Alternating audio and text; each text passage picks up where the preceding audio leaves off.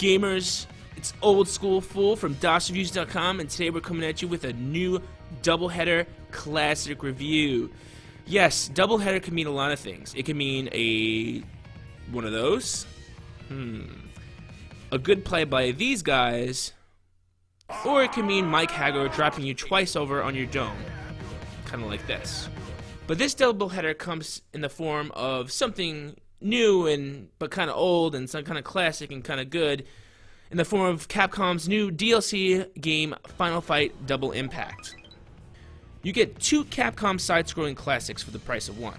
The first one is Final Fight, and Magic Sword: The Heroic Adventure. So let's see how impactful this lineup really is. First up the bat is Axel. Oh, well, no, I mean Final Fight. Yes, there you go. The good old days. Nothing like muscling up in your favorite pair of work overalls and going to town and handing out some real deal reckless vigilante style punishment to some tweaked out gang members that decide to pull that old snatch the politician daughters gig in hopes of taking over the city or having that one-on-one revenge with these buffed up crime fighters. And let me just tell you something, this isn't your ordinary donut eating, ticket writing, empty parking lot gathering cops here. This is the classic crime fighters from the arcade romp of Cody, Guy, and Haggar. You can choose to go it alone or team up for that two-player action, just like the arcade is. So in that respect, it's on point to the arcade version. Now, all of the different characters have their strengths and weaknesses. For instance, Cody is pretty badass with a knife. He can use it multiple times.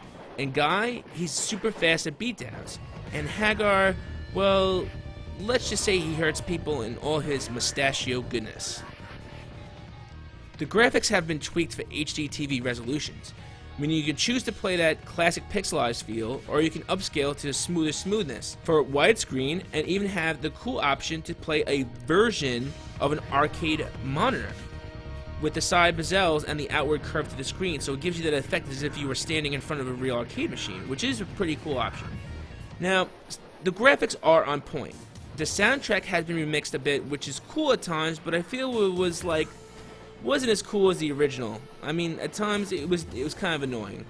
But, you know, I also noticed out of everything, the game speed was tweaked up a bit too. Now, it kind of felt as if there was like two invisible turbo stars I never saw upon pressing the start button until I got into the boss guy fight in like no time flat. I mean, this is a kind of a short game, so I mean, even if he walks a few steps faster, it's definitely sped up.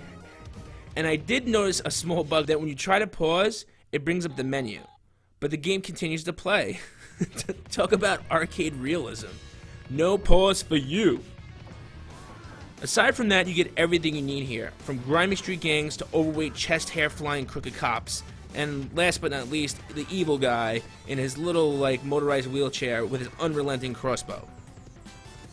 Well, what's the bad part here? Well, nothing really. I mean, I've played just about every version of Final Fight, from the Sega CD versions to the arcade versions to the Super Nintendo versions, and there was two. And I mean, the only thing here really missing is a quarter slot. So next up to swing is out of the Final Fight Impact is nothing relative to anything whatsoever, and that's Magic Sword. Magic Sword is the old school, massive quarter munching heroic fantasy game where you and your friends are locked up behind bars and need lots and lots and lots and lots and lots and lots of keys to open lots and lots and lots and lots and lots of doors. But the cool thing about it is that these guys are here to help you in your quest to defeat these crazy multi-headed dragons and random beasts that I've never seen before, except in magic cards. Now, the same updates have been applied to Magic Sword, except sometimes I noticed the actual sound effects, like the dying siren, was not as prevalent even when it was turned all the way up. This game gets hectic at times, so I want to know when I'm about to die, because I'm really not looking at my life bar at all. So that was one small downfall. Though I must compliment the remix artist on this one, because the remix orchestration does this game more justice than Final Fights.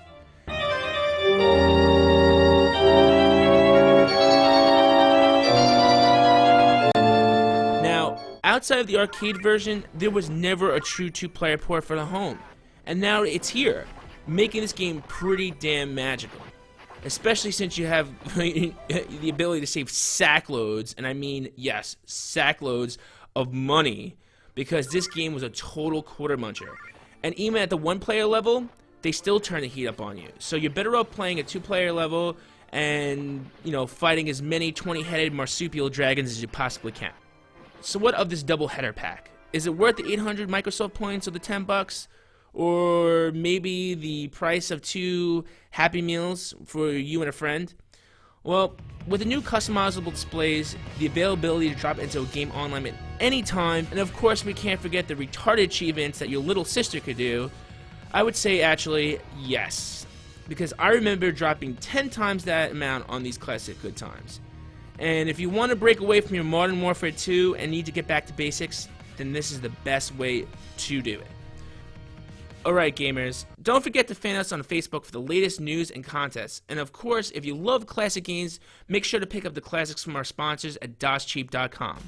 Well, this is Old School Full, and I'll see you guys and girls next time with another Old School review.